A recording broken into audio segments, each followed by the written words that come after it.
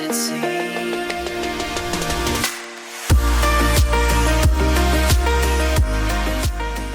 Hey everybody, welcome back to my channel. If you're new, welcome to my channel. My name is Jordan and this is JEBeauty. Today I decided to do a makeup tutorial. I wasn't even gonna film this video today, but I decided why not? Like, why not just do it? I had the time. So I used the Natasha Denona Gold palette for the first time. This is my mom's palette. Digging through her collection today, just because she has so many eyeshadow palettes and just so much more makeup than I do, and I just wanted to dig into this finally. I have looked at this other times in the past, and I just didn't really try it at all. I've also been using a lot of Natasha Denona shadows recently because I recently bought her mini nude eyeshadow palette from the Sephora sale. I posted the palette on my beauty Instagram, which is at JEBeauty15. I tagged Natasha Denona twice in the description and in each picture of my multiple picture post. It started with a video. I wasn't really thinking anything of it. I just tagged it because it's her product.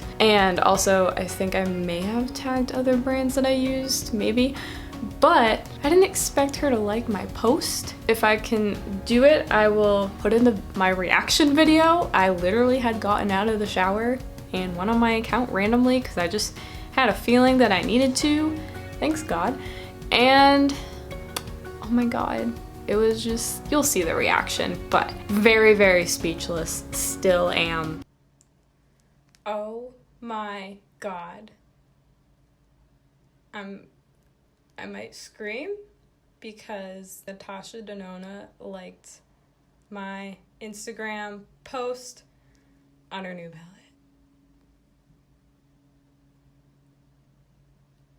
What? Are we kidding? Oh my God,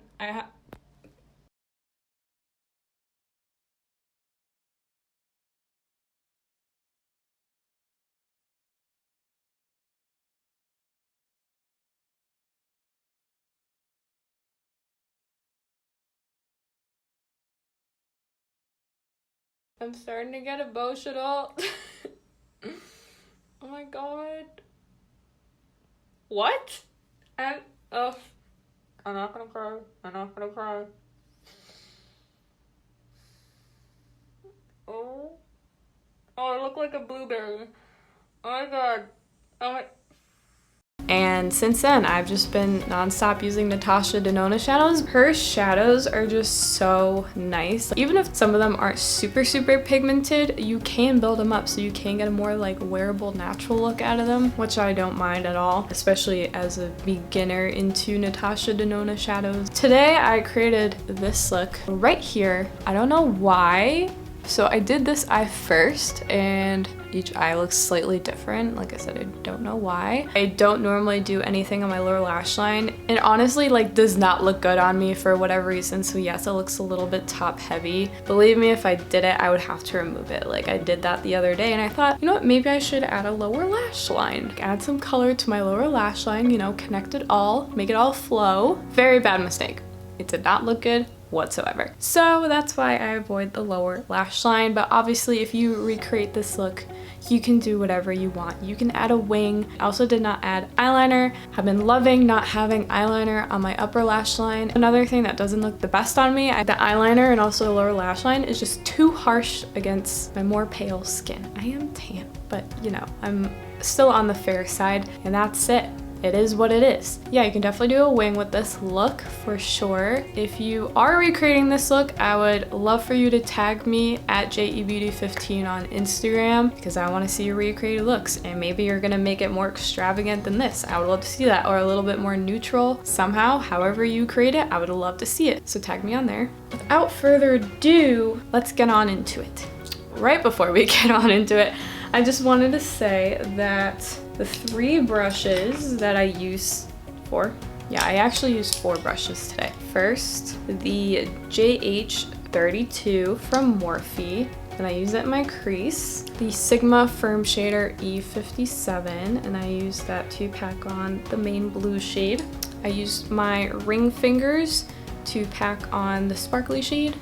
and then I use my middle finger to pack on the eyeshadow topper. And then I kind of went in with this clean JH40 brush from Morphe, and I just kind of used that to diffuse the two shadows of my crease and my lid shade together. It doesn't look as harsh. That really helped. And then to bring back the main crease color pigment, I use just this IT Cosmetics crease shadow brush. I also got this in my gratis recently. This is the Anastasia Beverly Hills Sun Dipped Glow Kit. Oh my god, it's literally so sparkly. It may not even pick that up on camera, but it's very sparkly. Kind of late on the glow kit train, but like I got this for free, so it's fine. And I used this summer shade right here as my highlight, my brow bone highlight, and my inner corner highlights. So I already pretty much said this in the intro, but I am using the Natasha Denona Gold Palette, and I've never used this before. I've always wanted to. It's a little dirty. I like how the plastic is attached to the palette and it has the names above it, so you can really see what colors you're using and you won't lose this little sheet. So this is what the palette looks like. This is a super popular palette from Natasha Denona. I only used 1, 2, 3 shadows and created this halo eye. I'll zoom you in a little bit closer. I did want some type of brown in the crease, like a neutral color. This was actually a very easy eye look to do. I don't normally do halo eyes, but I wanted to do something different. Came up with this, and I actually really like it. Couple new products that I am using. I am using the Anastasia eyeshadow eye primer in the mini, and I have not had any issues with this whatsoever. See right here, my fingers are here and there's no product coming out. I don't know if that's just an issue of the product like spilling out if you get the full size, and I actually really love this primer. And also I thought it was gonna be stark white. Online this primer looks stark white, but it's actually more of an off-white, so it's really not even that bad. So what I do is I just take this primer on my ring finger and I just do a little squeeze like that. Even that is actually way too much, but I'm doing it anyway. I'm just gonna take my little Fenty Beauty bronzer mirror. It's actually my mom's bronzer, but I've been using this bronzer all summer, more since July. But you see, it is very light, but it's not white at all. And it's a very nice primer. Getting stuck in my little wrinkles in my inner corner, that can happen. And I just try to bring this up to right underneath my brow. One time I didn't do that and my eyeshadow came out like crap. So I make sure I bring it up to my brow and just tap away, and you have such a nice clean base. I love the way that looks. This is a JH32 brush from Morphe. Bit of a fluffier brush, but it's really nice for the crease. I don't set my eye. Honestly, with this eyeshadow primer, you do not need to set it because it doesn't dry down where it feels like really dry, but it's not super tacky or anything. It's like just very slightly tacky. I went into the shade Dijon, like Dijon mustard, which is that shade right there. So I'm just gonna do a little tap. I was actually using the palette mirror for when I was doing this, but I need something smaller so I don't block the entire view. So I'm just gonna bring that into my crease. And I typically just kind of go a little bit messy, but this brush pretty much covers my whole crease area when I am using it with eyeshadow. It also gets down a little bit on my lid, which I don't really mind. Also, I would like to mention, you probably noticed this, maybe you didn't, but I don't know the correct term for it, but this is a vitamin deficiency bump. It kind of looks like a giant zit, but it's a little bump and it acts like a zit. It's healing right now, and I get these at least once a year, sometimes once every 2 years. It always pops up before I have to go to an event, which is in a few days. So that's fun. But the only thing that's really healing it is me getting in vitamin C into my body, but also using the new Dermalogica Age Bright Spot Fader. I have the mini version from the new adult acne targeting kit, but the regular size is $45. Very pricey, but I mean, it really works. It looks kind of crazy right now. It could look a lot worse. It has looked a lot worse, but it's healing. So that's what that is, if you see that, if you notice that. Okay, I'm gonna tap more into that Dijon shade, and I'm just gonna pat along my crease to build up that color. This isn't really necessarily my good eye for doing eyeshadow. I already did that eye accidentally first, but it's okay. There are spots on my eyelid that do not want to grab pigment, so you will see that in like my crease area, especially over here and like here. So just letting you know, it's not that I forgot to blend, it literally will not grab pigment. I'm gonna tap again twice, so that's what I'm trying to do. I'm trying to see if I can cover that. Wow, that makes my eyes pop. I love it. Next, I am going to take this Sigma Firm Shader number E57, and that's what I'm going to use to pack on a shade called Python. Just tap a few times in there, and I'm gonna kind of like create the shape of my lid. I'm gonna start on the outer corner first.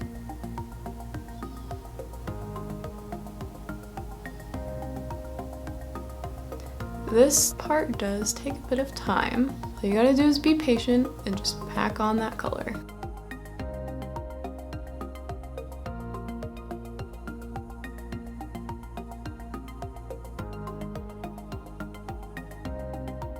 I'm just going back and forth into that pigment.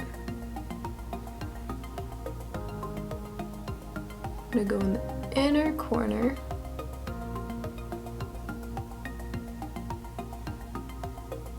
The inner corner is kind of difficult, especially when you're using a darker shadow, so just pat the pigment on as lightly as you can. Don't go too pigmented too fast, because when you do that, no matter what area of the eye you're working on, you can't really go back in time and fix that. Just kind of sweeping that up a little bit for the shape of my eye, and I'm going to connect the two right above here.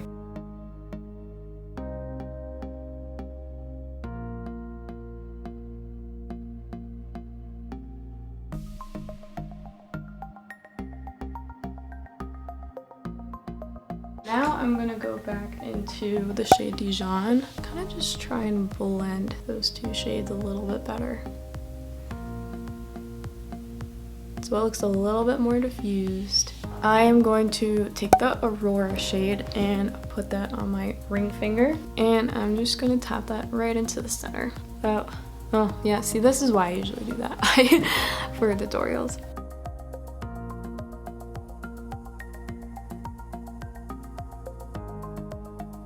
I'm gonna tap upwards. Now we're gonna go back with that Sigma brush into the Python shade and just fix things up.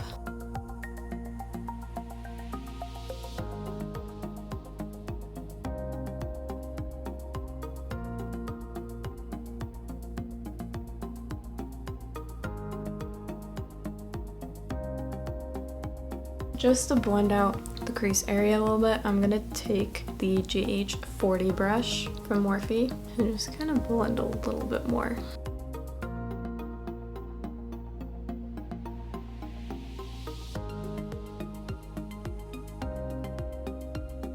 I'm gonna go back into Aurora, and I'm just gonna do the same back and forth process until I feel like I get my desired look. I don't know why it doesn't wanna get pigment right there.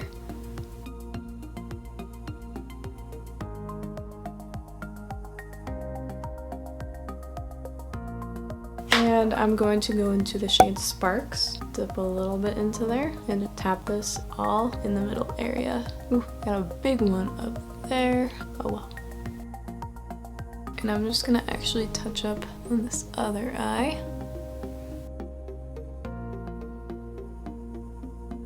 I'm reusing this Sephora eyelash curler. It looks like this.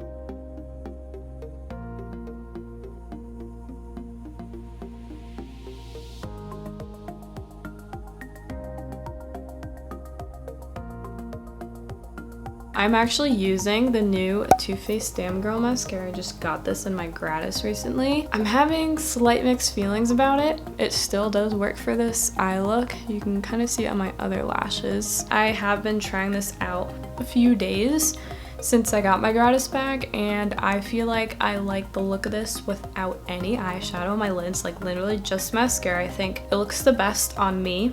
I kind of wish I used my Bad Gal Bang for today, but damn girl it is. So, and this is the wand. It's very, very large. A lot of product comes off. Honestly, the first time that I use this, The first layer that I did was so natural, so separated, still gave pigment, and then by the second coat it actually looked like what I would get with my Bad Girl bangs. So actually I think you can get a natural look out of this mascara. It's just a matter of how you actually apply it. I did not rub off any product whatsoever.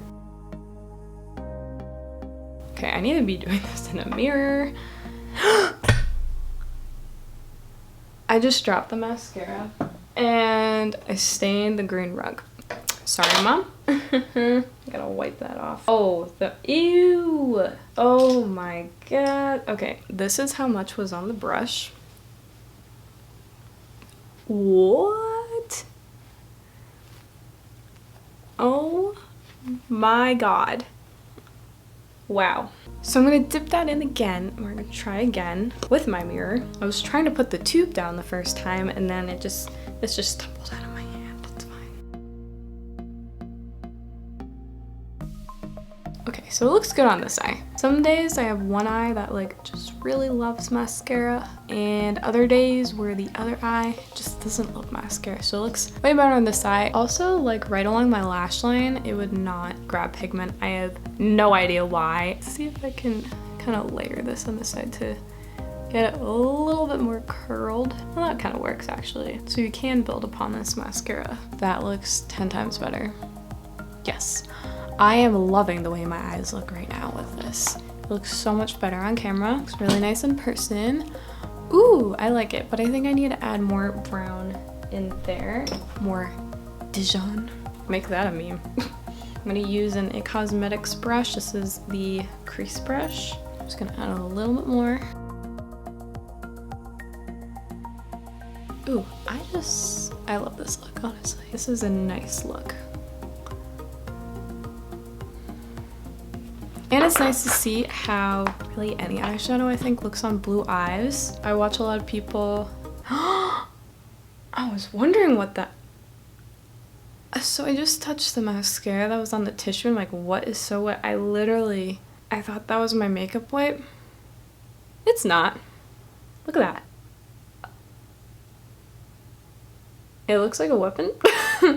But oh my God. That is how much was on the brush the first time. Ew. I love you, Too Faced, but that's way too much mascara.